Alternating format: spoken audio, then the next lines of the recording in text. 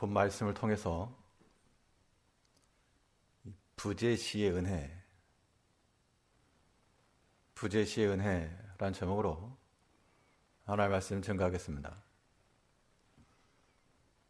사람이 자연을 파괴하는 것은 스스로에게 해를 가하는 것이 되겠지만, 자연의 힘을 잘 활용하는 것은 유익함을 줄 수가 있습니다. 바람의 힘을 이용하거나 아니면 이 조수 간만의 차를 이용해서 전기를 만들어낼 수도 있고, 그 힘을 통해서 유익함을 얻어내는데, 얼핏 생각할 때는 이 물이 들어올 때만 유익하다가 아니고, 물이 빠져나갈 때에도 거기서 우리가 얻을 것이 있고, 또 그때 우리가 할 일이 있다는 겁니다. 우리 신앙생활에 하나의 순환 사이클 같은 것이 있어서, 때로는 영적인 밀물처럼 풍요하고 모든 것에서 넘치는 그러한 때가 있는 반면, 또 어떤 때에는 원치 않아도 다 없어지고 상실되고 멀어지고 잃어버리는 그러한 때가 있다는 겁니다. 우리 성도의 삶이라고 하는 것은 밀려올 때만 신앙생활 하는 게 아니고, 밀려나갔을 때, 쓸려나갔을 때라도 마치 하나님의 영광이 사라지고 언약궤가 떠나고 빼앗기고 이러한 하나님의 은혜가 없는 것처럼 여겨지는 그러한 부재시에도 하나님의 은혜를 찾을 줄 아는 그러한 영적인 활동들이 있어야 한다는 겁니다. 그러면 이런 은혜의 부재시에 우리가 취할 수 있는 그 영적인 일들은 무엇이겠는가? 어떠한 일들을 통해서 하나님의 은혜를 다시금 끌어오고 그 은혜 가운데 거할 수 있겠는가? 오늘 본 말씀을 통해서 살펴보도록 하겠습니다. 첫째로, 하나님의 은혜가 떠났다라고 생각이 들 때, 그때 우리가 해야 될 일은 감사의 확장입니다. 감사를 해라 정도가 아니고 이걸 늘리는 겁니다. 범위를 넓히고 크기를 크게 해서 그 전에는 하지 못했던 것들까지도 감사할 수 있는 것이 곧 감사의 확장이 일어난 것이요, 그 은혜의 부재시에 우리가 취할 수 있는 길입니다. 오늘 본문에 보면 하나님 언약궤가 블레셋 땅에 거하고 있는 장면이 나오고 있습니다. 이 언약궤라고 하는 것이 하나님의 임재의 상징이요, 또 이 백성들이 출애굽한 이후 약속을 받은 증거입니다. 근데 그 언약궤가 떠났다, 그 언약궤가 남의 집에 가 있다, 이것은 그들에게 수치일 뿐만 아니라 그 민족적 정체성을 상실해버린 겁니다. 그 엘리가 그 아들들의 죽음을 소식을 듣고, 또 그 엘리 아들의 부인이 해산을 하다가 그 모든 소식을 들은 후에 이가 보시라, 하나님의 영광이 떠났다, 그러고 숨을 거뒀는데, 이 언약궤가 이방 땅에 있다는 것 자체가 하나님의 은혜가 쓸려나간 그러한 썰물과도 같은 그런 상황이 있으나, 그러나 그때에도 하나님께서 그의 백성들에게 주시고자 하신 은혜가 있었고, 그 상황 가운데서도 하나님의 은혜를 받을 수 있었다는 겁니다. 1절을 다시 보시면, 여호와의 궤가 블레셋 사람의 지방에 있은 지 7달이라. 그러니까 언약궤 자체만 놓고 보면 블레셋 지경에 7달이 있었고, 또 본문의 내용을 보게 되면 이 블레셋 방백들이 나와가지고 이거 어떻게 처리할 것이냐, 이 내용이 분주히 나오지만 우리가 보아야 될 모습은 이 블레셋 땅에 있는 언약궤, 또 이 언약궤를 들고 있는 이 블레셋 거민들의 분주함, 여기에 우리 시선이 갈 게 아니고 이 언약궤를 빼앗긴 하나님 백성들의 현재 상태의 모습을 보자는 겁니다. 우리가 하나님 백성들로서 하나님 은혜 가운데 오늘 이리까지 하나님의 각양 은총과 은혜로서 인도해 주셨음이 분명합니다.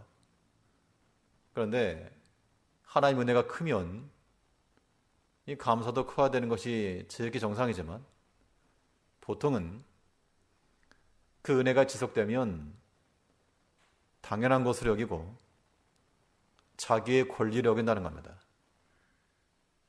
그 예전에는 감사한 것들이 이제는 그 일 때문에 도리어 속상함이 있게 되고 내 권리가 침해당한 것 같고 그런 마음이 들었다는 것은 하나님의 은혜가 이미 다 쓸려 나간 겁니다.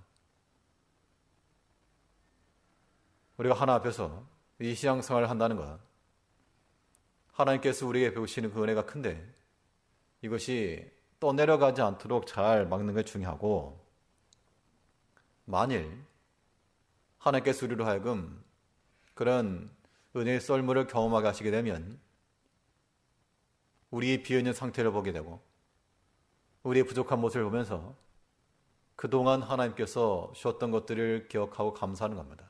그게 감사의 확장이라는 겁니다.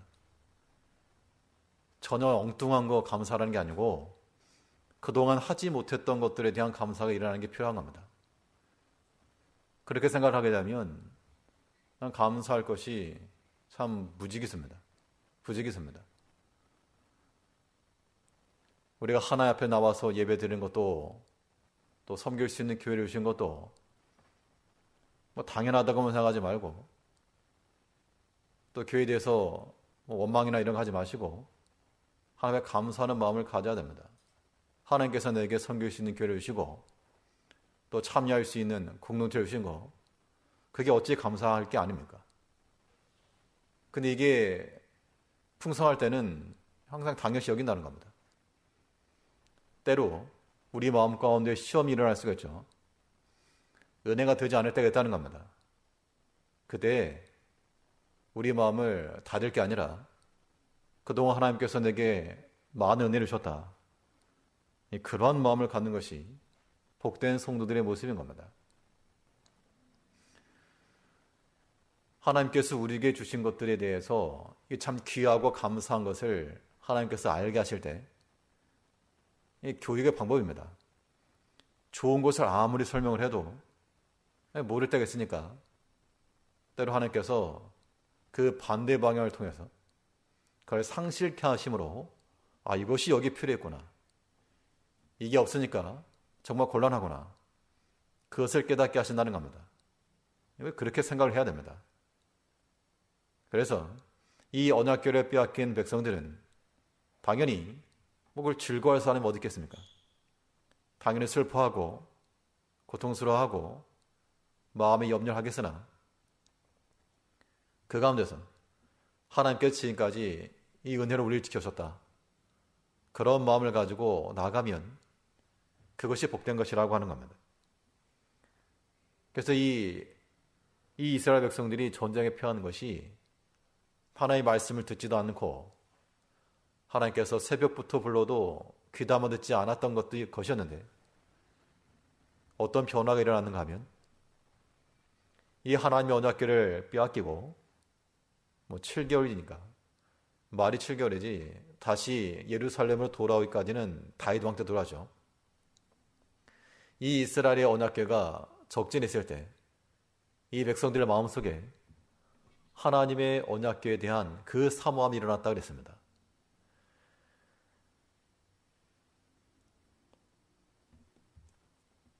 뒤에 보시게 되면 이스라엘 백성들의 마음이 하나님께로 향한 것을 보여주고 있는데요.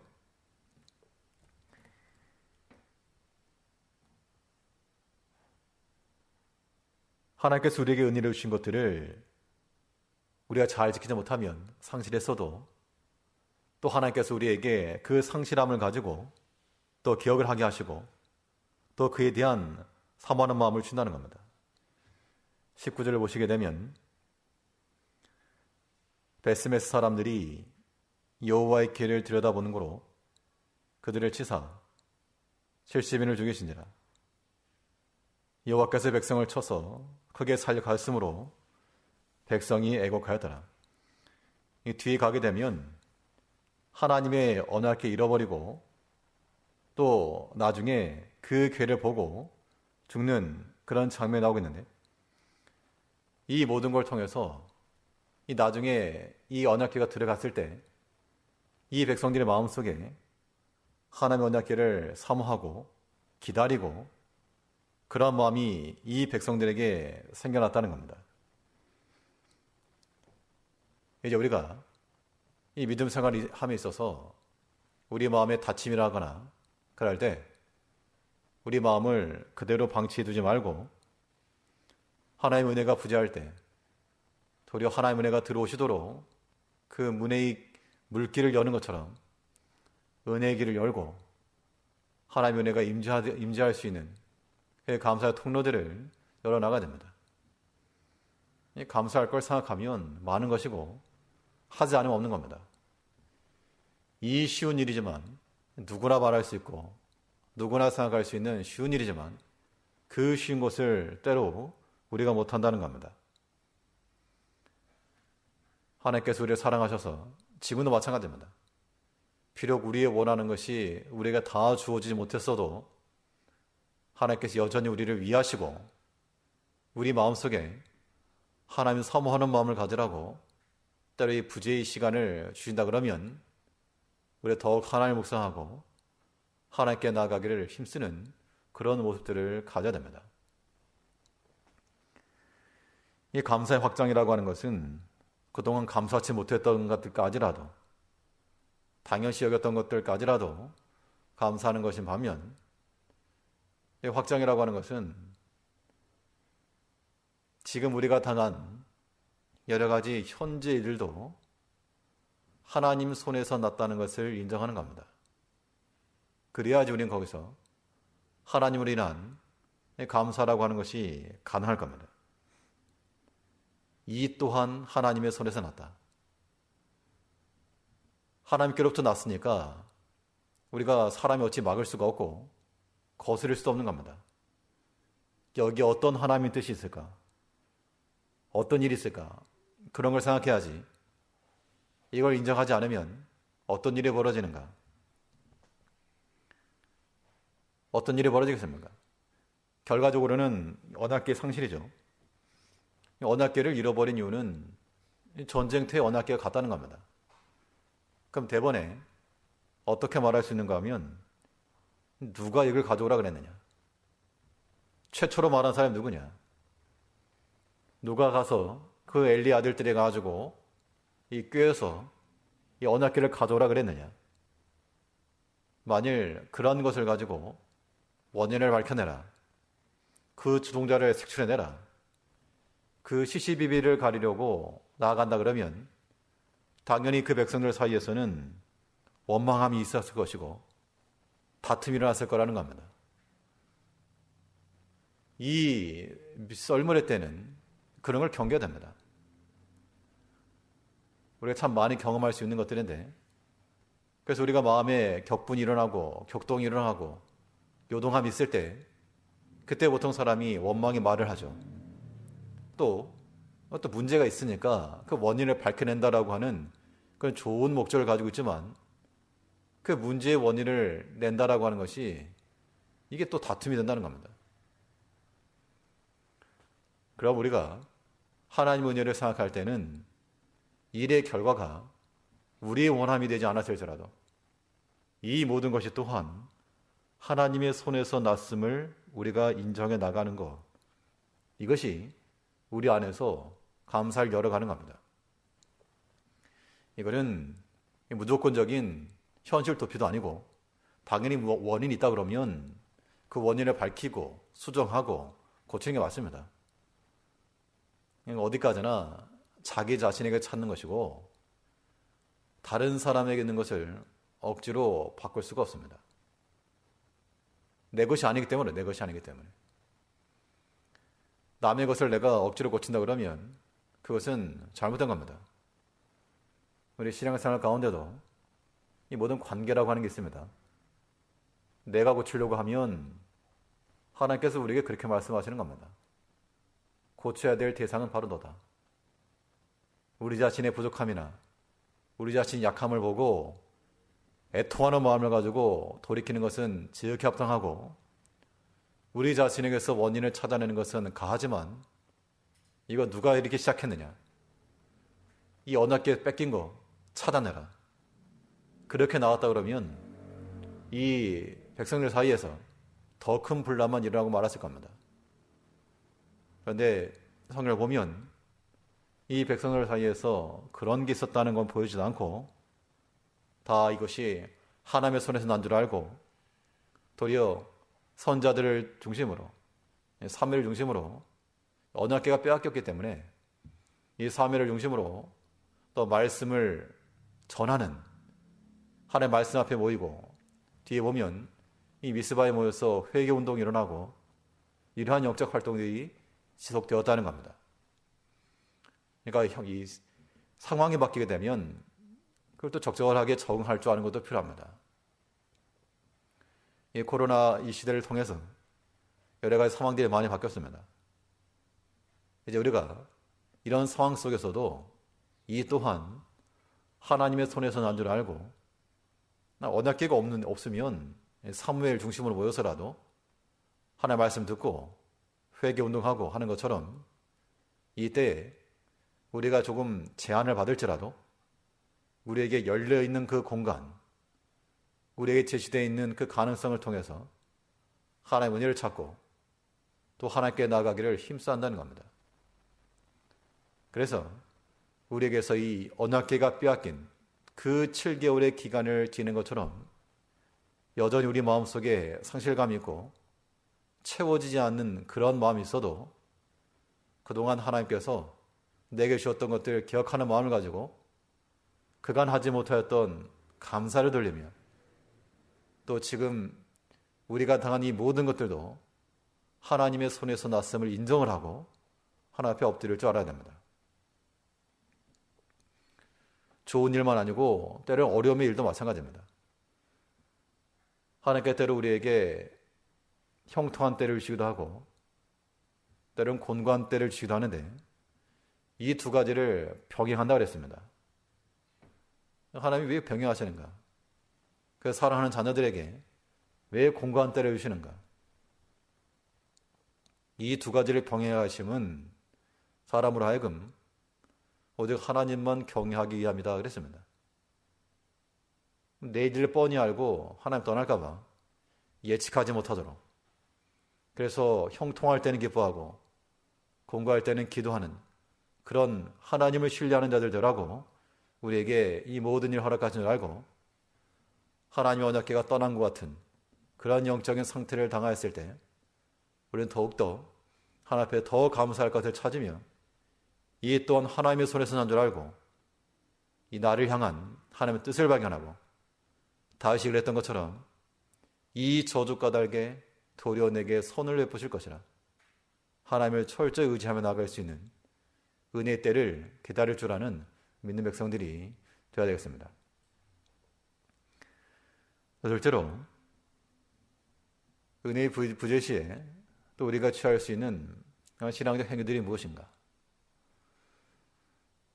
둘째로 생각해 볼 수 있는 것은 예배의 기회를 잡아야 됩니다. 하나님의 은혜가 떠났다. 하나님 앞에 우리 마음에 감동함이 없다. 신앙적 즐거움도 없다. 그냥 짜증이 난다. 그 상황은 사람이 몸이 아프면 어딜 갑니까? 병원 가야죠. 병원 가서 치료받고 처방받아야 됩니다. 근데 사람이 자기 생각이 강하면 이건 안 가도 돼. 이게 좀 있으면 그런 마음을 가지게 되면 안 갈 수 있죠. 고통을 더 받는 겁니다. 우리 육체가 그러하면 영혼도 마찬가지로 우리 영혼에 메마름이 있고 또 상함이 있을 때는 우리 영혼을 치료하실 수 있는 하나님께 달려나가야 됩니다. 하나님께 나가는 자리가 곧 예배의 자리요, 하나님 만나는 것이죠. 예배의 기회를 잡는다는 것은 우리 하나님 앞에서 예배의 당사자가 되기를 힘쓰라 그 얘기입니다. 많은 사람들이 예배를 대하는 태도가 제3자적 입장에서 구경하는 듯한 그런 마음을 가지기 쉽습니다. 특히 이거 온라인으로 하면서 이 온라인이 주는 우리에게 또 다른 유익도 있지만 또 한편으로는 예배의 참여자가 아니요, 이 구경하는 것처럼 여겨질 때도 있다는 겁니다. 지금도 각 가정에서 예배 드리시겠지만 그냥 마치 TV 채널 트는 것처럼 여기 틀었다 저기 틀었다 하는 것처럼 그런 모습 보이지 마시고 하나 앞에 예배 드리는 예배자의 심정을 가지고 그 마음을 가지고 나가는 게 필요합니다. 이스라엘 백성들이 언약궤를 빼앗기고 난 후 이 블레셋 방백들이 모여서 어떻게 돌려보낼 것인가를 의논을 했는데 결론적으로 하나 앞에 제사를 드려라. 그런데 그 제사의 방법이 그릇된 방법이었다는 겁니다. 보면 2절을 보니까요. 블레셋 사람이 제사장들과 복수자들을 불러서 이르되 우리가 여호와의 궤를 어떻게 할꼬 그것을 어떻게 본초로 보낼 것을 우리에게 가르치라. 그랬더니 3절에서 그들이 가로되 이스라엘 신의 궤를 보내려거든 거저 보내지 말고 그에게 속건제를 드려야 할지니라. 그리한 병도 낫고 그 손을 너희에게서 옮기지 아니하는 용고도 알리라. 이 하나님을 알지 못하는 이방인이라도 하나의 신으로 생각했죠. 그 신에게 제물을 드려야 된다. 그럼 어떤 제물을 드릴 것이냐 했는데 4절 말씀에 그들이 가로되 무엇으로 그에게 드릴 속건제를 삼을꼬 가로되 블레셋 사람의 방백의 수요대로 금독종 5과 금쥐 5이라 하리니 너희와 너희 방백에게 내린 재앙이 일반임이니라. 제물로 뭘 선택했는가 하면 금독종, 금쥐 5개였습니다. 하나님이 원하시는 제물은 정결하고 흠이 없는 짐승으로 드리는 것인데 지금 이 백성들은 비록 금으로 포장하였으나 그 속에 들어있는 것은 상함이요 또 해롭게 하는 쥐의 형상을 가지고 하나 앞에 드리겠다, 지금 그렇게 말하고 있는 겁니다. 하나님을 알지 못하는 이방인에게서 그래도 이 정도 나왔으면 그나마 다행이다 싶겠지만 하나님을 아는 백성들이, 하나님 섬기는 백성들이 흠이 없고 정결한 하나님이 받으심직할 만한 제물을 드리지 못하고 금으로는 포장을 했으나 종교적 용어로는 포장을 했으나 그 안에 여전히 상함이 있고 그게 해결을 하지 못하고 또 부정한 해롭게 하는 또 독이 있는 병을 일으킬 수 있는 그런 주의 형상을 가지고 하나님께 드린다. 이것이 만약 우리들의 모습이라 그러면 우리는 회개해야 마땅합니다. 겉모습은 금인데 그 속에 있는 것이 다 세상 것입니다. 우리 하나님 앞에 예배자가 된다는 것은 이 블레셋 방백들이 그랬던 것처럼 금독종과 금쥐를 가지고 드린 게 아닙니다. 우리에게 상징하는 바는 이 5이라고 하는 것이 블레셋 5고를 의미하고 그 블레셋의 모든 고를 하나님의 주권 안에 있다라고 하는 것을 보여주는 것이기도 하지만 하나님 앞에 드리는 제물로서 이 금독종과 금쥐를 쓴다는 것, 이건 전혀 합당치 않은 겁니다. 동일하게 우리가 하나님 앞에 예배드림에 있어서도 마치 구경하는 자와 같은 심정으로 리모컨 들고 채널 돌리듯이 그런 마음으로 나간다는 것이 이 금독종과 금쥐 드리는 것과 같다라고 밖에 볼 수 없는 겁니다. 하나님이 원하시는 게 있죠. 하나님 원하시는 그런 제사, 우리 자신이 산 제물이 되어 하나님을 참으로 경외하며 부복하는 마음을 가지고 섬기는 데 있습니다. 예배의 당사자가 되는 마음을 가지고 하나님 앞에 나아가기 힘써야 됩니다. 그것이 우리로 하여금 멀리 떠난 하나님의 은혜를 신속하게 돌이키게 할 수 있는 좋은 방편입니다. 예배 당사자라고 하는 것은 그만큼 좀 특별해야 됩니다. 예배라고 하는 것이. 하다못해 대표 기도만 하더라도 아마도 그 전부터 물론 설레기보다도 막 두렵기도 할 것이고 떨리기도 하겠습니다만 그래도 그 시간이 본인에게는 특별할 거 아니겠습니까? 우리 마음속에는 하나님 앞에 예배함이 마치 그런 마음이 되어야 됩니다. 오늘 나에게 어떤 말씀을 주실까? 사람의 설교를 듣는 게 아니고 목회자 목사의 말을 듣는 게 아니고 하나님이 내게 뭐라 말씀하실까? 그 기대감을 가지고 나가는 것, 그 기대감을 가지고 듣는 것이 예배의 참여자의 모습인 겁니다. 우리 모든 성도님들 마음속에 이런 마음들이 있으면 복된 거고 그렇지 않고 여전히 팔짱 끼는 심정으로 어디 한번 해보시오 라고 하면 아무런 유익이 없는 겁니다. 우리 하나님 앞에 나갈 때 이 금독종, 금지 가지고 나가는 게 아니고 하나님께서 우리에게 흠이 없고 정결한 그런 마음을 가지고 나오라 그랬으니까 모든 예배 시마다 기회를 따라 기회를 찾아 하나님 앞에 나아가길 힘쓰시길 바라고 예배자의 심정이라고 하는 것은 내가 하나님 컨트롤하는 게 아닙니다. 왕 앞에 선 그런 종과 같은 심정을 가지고 내게 고하시는 그 하나님 음성을 듣고 내게 고치라 말씀하시는 게 있으면 고치고 순종하라 말씀하시는 거 있으면 순종해내는 것 이것이 예배자의 본 모습인 줄 알고 하나님 은혜가 다시금 우리에게 흘러 들어오기까지 하나님 앞에 나아가길 힘써야 됩니다. 이 하나님 앞에 나아갈 때 하나님께서는 하나님께 나오는 자들에게 은혜를 주시는데요. 성경의 약속입니다.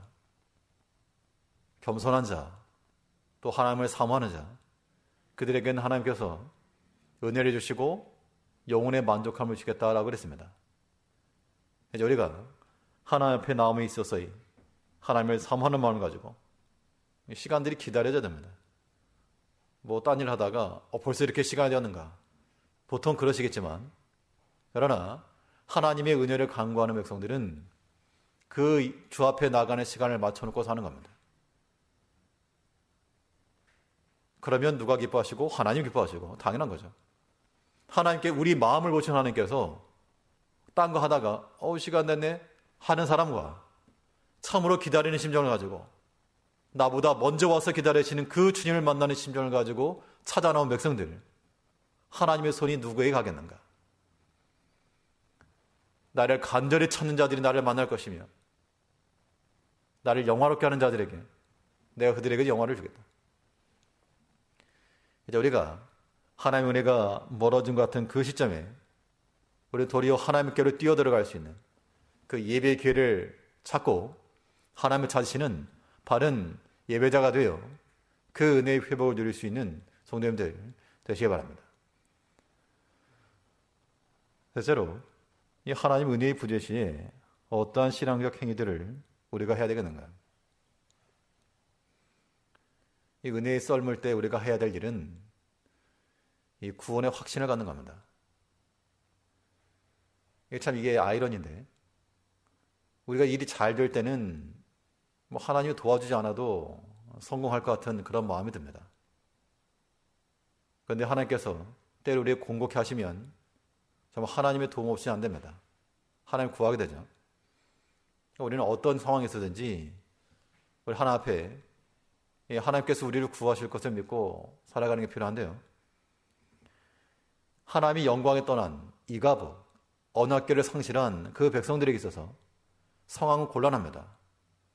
이 상황을 타개할 수 있는 유일한 길은 하나님이 구원하신 밖에 없는 겁니다. 그 언약궤를 다시금 돌이키게 하실 하나님의 은총을 기대하는 것. 그게 이제 하나님의 구원인 거죠. 그 구원을 기대하며 나가는 것이 우리에게 필요하다. 그러니까 만약 이러한 언약궤를 빼앗기는 상황이 있지 않았다면 그런 마음도 안 들었을 것인데, 그런데 이 언약궤를 상실한 이때에 그 하나님의 언약궤가 다시금 들어가기를 백성들이 구했을 거라는 겁니다. 하나님의 능력을 의지하고 하나님께서 원하시는 것은 바로 그런 마음인 겁니다. 우리 9절 말씀을 보시면, 보아서 그 궤가 그 본 지경굴로 올라가서 베스메스로 가면 이 큰 재앙은 그가 우리에게 내린 것이요 그렇지 아니하면 우리를 친 것이 그 손이 아니요 우연히 만난 것인 줄 아니라. 그러니까 지금 이 모든 일들이 하나님께로서 난 것이 아니고 우연이 된 것이다 라고 생각을 하겠다, 그 이야기입니다. 근데 뒤에 보면 나오시겠지만 이 베스메스 올라가는 소들이 곧장 올라가므로 이게 사람의 손에서 난 것이 아니고 하나님의 손에서 났다라고 하는 것을 증거하였습니다. 범죄한 백성들을 심판하시지만 회개하고 돌이키는 백성들에게 은총을 베푸신 하나님이십니다. 그게 하나님의 공입니다. 이제 우리가 큰 상실감을 경험하고 우리 마음의 괴로움과 답답함을 당할 때 우리를 구원하실 하나님을 기억하면서 하나님을 기대하며 하나님께서 구원하실 때까지 이 언약궤가 돌아오기까지가 7개월입니다. 또 예루살렘 돌아오기까지는 더 오래 걸렸으나 그 7개월간 짧은 시간이지만 지금부터 7개월 동안의 고통을 당하라 그러면 큰 고통이죠. 그러나 그 기간 동안 하나님을 사모하는 마음을 가지고 하나님을 사모하는 마음이 더 커지고 이 모든 것을 해결해 달라는 하나님 앞에 간구함이 있다 그러면 그 또한 하나님의 은혜라고 하는 겁니다. 하나님의 은혜의 곳간들이 채워질 수 있도록 하나님의 구원을 기대하고, 하나님의 구원을 기대한다는 것은 하나님께서 구원하셨던 그 경험들을 되살리는 데 있는 겁니다. 오늘 본문에 보면 이 블레셋 방백들이 행했던 일 가운데 예비하는 방식은 옳지 않았지만 그들이 말했던 그 일부 가운데 도리어 우리가 배워야 될 점이 하나 있습니다. 6절 말씀 보시면 애굽인과 바로가 그 마음을 강팍케 한 것 같이 어찌하여 너희가 너희 마음을 강팍케 하겠느냐. 그가 그들 중에서 기이하게 행한 후에 그들이 백성을 가게 함으로 이 백성이 떠나지 아니하였느냐. 그러니까 지금 언약궤를 빨리 보내라. 마치 애굽에서 출애굽하는 것 같은 것을 연상시키면서 내 백성을 가게 하라. 그 장면을 지금 여기서 보이고 있는 겁니다. 그러면서 지난날 하나님께서 그 애굽 왕 앞에서 행하셨던 것들을 떠올리게 하면서 이것을 다시금 가게 해라. 이것을 하나님의 언약 백성이 아닌 이 복수자들과 이 블레셋 사람들이 이렇게 말했다 그러면 이것은 더욱더 우리가 기억하고 우리 대사가 되어야 됩니다. 왜 남의 대사라고 했느냐? 내가 해야 될 말을 빼앗기지 말고 우리 삶 가운데 나타나 역사하시고 그 큰 수렁에서 건지시고 우리를 구원하신 그 하나님의 능력을 기억하고 판단할 수 있어야 한다는 겁니다. 이것이 구원에 대한 확신이요, 하나님의 은혜를 다시금 우리에게로 돌이키게 할 수 있는 방편인 겁니다. 썰물 때라고 해서 영원토록 된 게 아니고 시간 지나면 곧 물 들어옵니다. 우리가 하나님 앞에 우리의 마음을 아뢰고 하나님 앞에 그동안 하지 못했던 이런 감사를 행하며 하나님 앞에 나아가기 힘쓰고 또 하나님의 구원을 기대하며 나갈 때 반드시 하나님께로 우리에게 은혜를 되돌릴 줄 알고 우리는 은혜가 충만할 때는 찬송하며 나갈 것이요, 물론 그때에도 긴장을 놓지 말 것이며 또 우리가 상실감을 당했을 때 마음의 괴로움과 답답함이 있을 때 도리어 우리 무릎을 꿇고 하나님을 의지하는 마음을 가지고 하나님의 구원을 바라는 그 심정을 가지고 나아갈 수 있는 하나님의 백성들 되시길 바라겠습니다.